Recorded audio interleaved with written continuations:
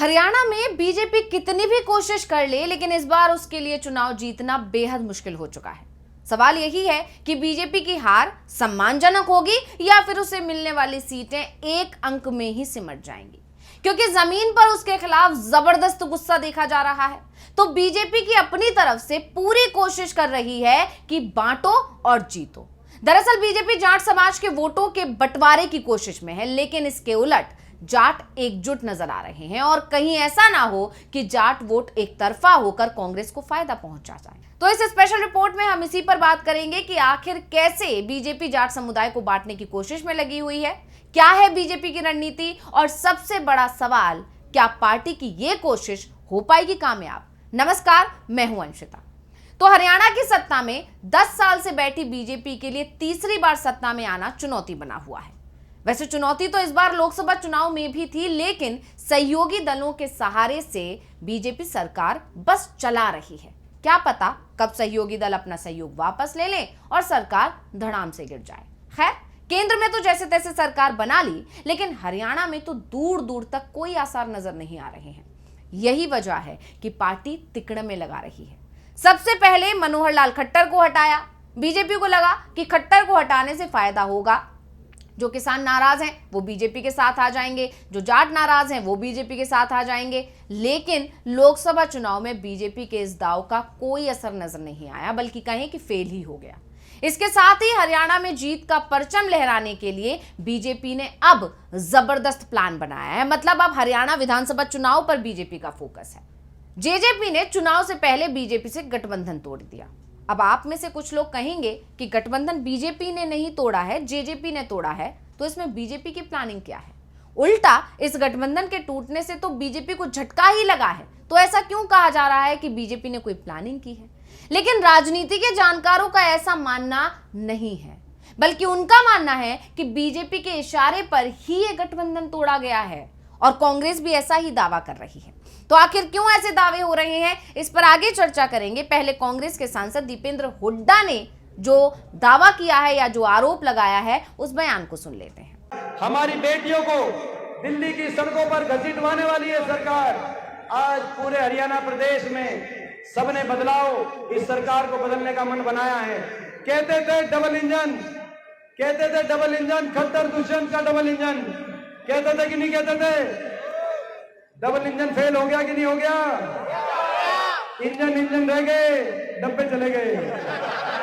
और दोनों इंजन भी आपस में अलग अलग दिशाओं में चल दिए। समझौते से समझौता तोड़ा, और भ्रष्टाचार इतना, जिस दिन इमरान भाई समझौता टूटा लोकसभा चुनाव से एक हफ्ते पहले, दुष्यंत चौटाला का बयान आया। बीजेपी के 5 साल जिसकी सरकार थी आपस में गठबंधन की, बोला बीजेपी के सारे घोटालों के राज बताऊंगा। अगले दिन खट्टर साहब का बयान आया, 5 साल के दुष्यंत चौटाला के घोटालों की जांच कराऊंगा। तो हरियाणा में चुनाव प्रचार के दौरान रोहतक के सांसद दीपेंद्र हुड्डा ने मोदी सरकार पर जमकर हमला बोला। हुड्डा ने आरोप लगाया कि बीजेपी की डबल इंजन सरकार के दोनों इंजन इतने खराब हो चुके हैं कि वो मरम्मत के लायक भी नहीं है।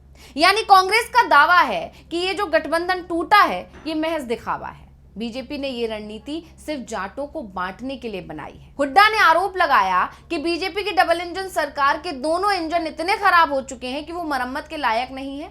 5 साल तक मिलकर प्रदेश को लूटने के बाद बीजेपी और जेजेपी ने चुनाव से पहले जनता को बेवकूफ बनाने के लिए समझौता तोड़ दिया है, लेकिन पर्दे के पीछे उनकी मिलीभगत अभी भी चल रही है, जिसे जनता समझ चुकी है। और अब 8 अक्टूबर को हरियाणा की जनता इन्हें सत्ता से बाहर का रास्ता दिखाएगी।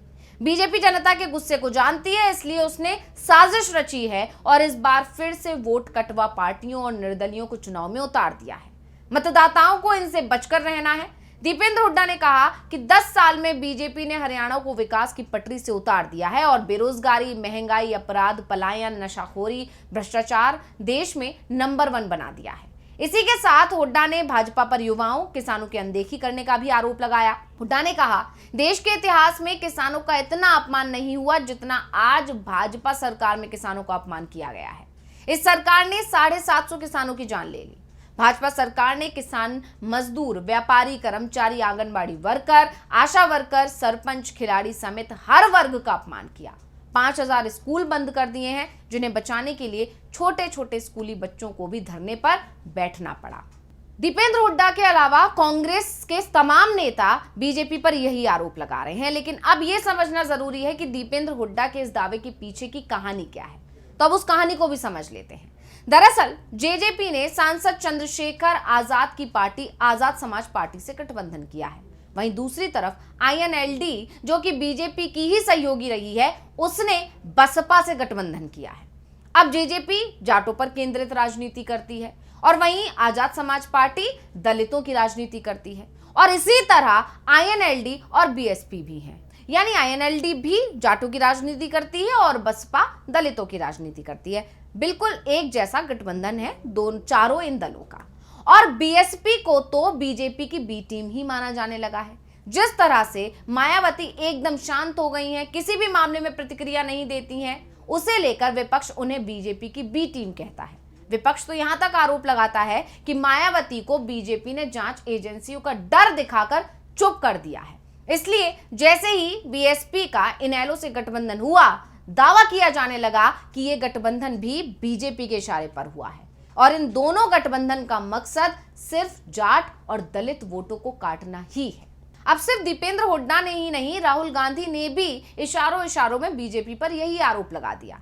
विजय संकल्प यात्रा निकाली जा रही है हरियाणा में, और इसी यात्रा के दौरान राहुल गांधी ने यही संकेत देने की कोशिश की। उन्होंने कहा सारी छोटी पार्टियों का रिमोट बीजेपी के हाथ में है। क्या बोले राहुल, सुन लेते हैं। ये जो बीच में इंडिपेंडेंट पार्टी आ रखी हैं, छोटी छोटी पार्टियां हैं, ये सब बीजेपी की पार्टीज हैं। इनका रिमोट कंट्रोल इनके हाथ में है। लड़ाई बीजेपी और कांग्रेस के बीच में है, विचारधारा की लड़ाई है।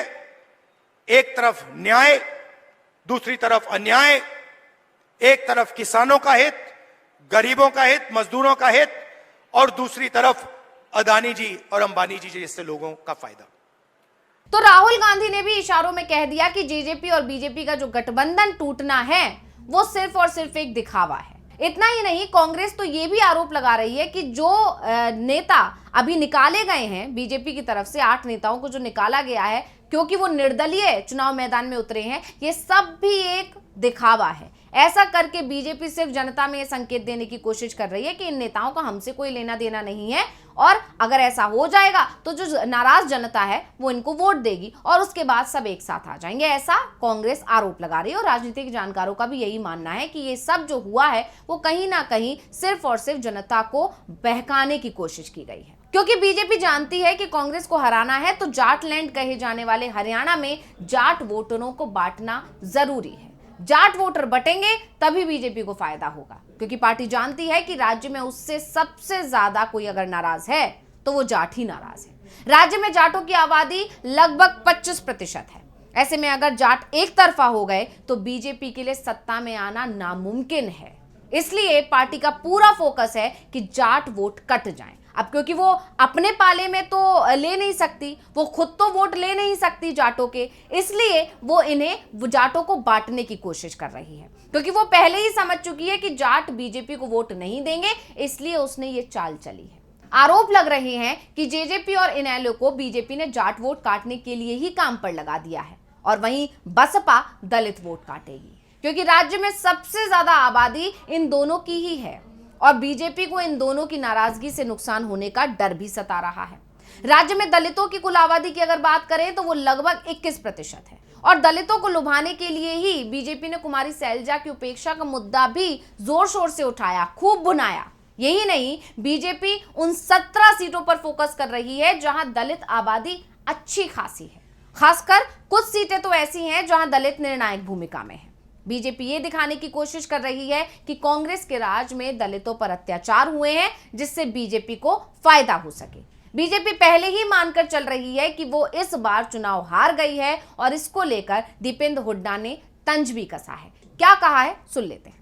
मैं धन्यवाद करता हूं प्रधानमंत्री जी का, विशेष तौर पर धन्यवाद, क्योंकि प्रधानमंत्री जी आ रहे हैं और बीजेपी के तमाम नेता आ रहे हैं। अपने काम नहीं बता रहे, इस बात की चिंता कर रहे हैं कि मुख्यमंत्री कौन बनेगा कांग्रेस में, यानी कि वो मान रहे सरकार तो कांग्रेस की आई गई है। तो ये हम धन्यवाद करते हैं उनका। यानी दीपेंद्र हुड्डा ने साफ साफ ये कह दिया है कि बीजेपी क्योंकि मान चुकी है कि कांग्रेस की सरकार आ रही है, इसीलिए बीजेपी कांग्रेस को घेर रही है, कांग्रेस के लिए जो है इस तरह की रणनीतियां बना रही है। और वहीं राजनीति के जानकार ये दावा कर रहे हैं कि जिस तरह से चुनाव से पहले ये जो गठबंधन टूटा है या जिस तरह से बसपा की एंट्री हुई है, ये सिर्फ और सिर्फ बीजेपी की रणनीति का हिस्सा है और बीजेपी का फोकस पूरी तरह से सिर्फ जाट वोटों को बांटने का है। लेकिन वहीं दूसरी तरफ दावा यह किया जा रहा है, जो रिपोर्ट्स आ रही हैं या जिस तरह से जाटों के अंदर नाराजगी है, वो भी कहीं ना कहीं बीजेपी की इस पूरी रणनीति को समझ रहे हैं, इसलिए बीजेपी को फायदा होने की उम्मीद ना के बराबर है। तो इस रिपोर्ट को लेकर आपका क्या कहना है, हमें कमेंट करके अपनी राय जरूर दीजिएगा। इसी के साथ मुझे दीजिए इजाजत। देखते रहिए डीवी लाइव। नमस्कार।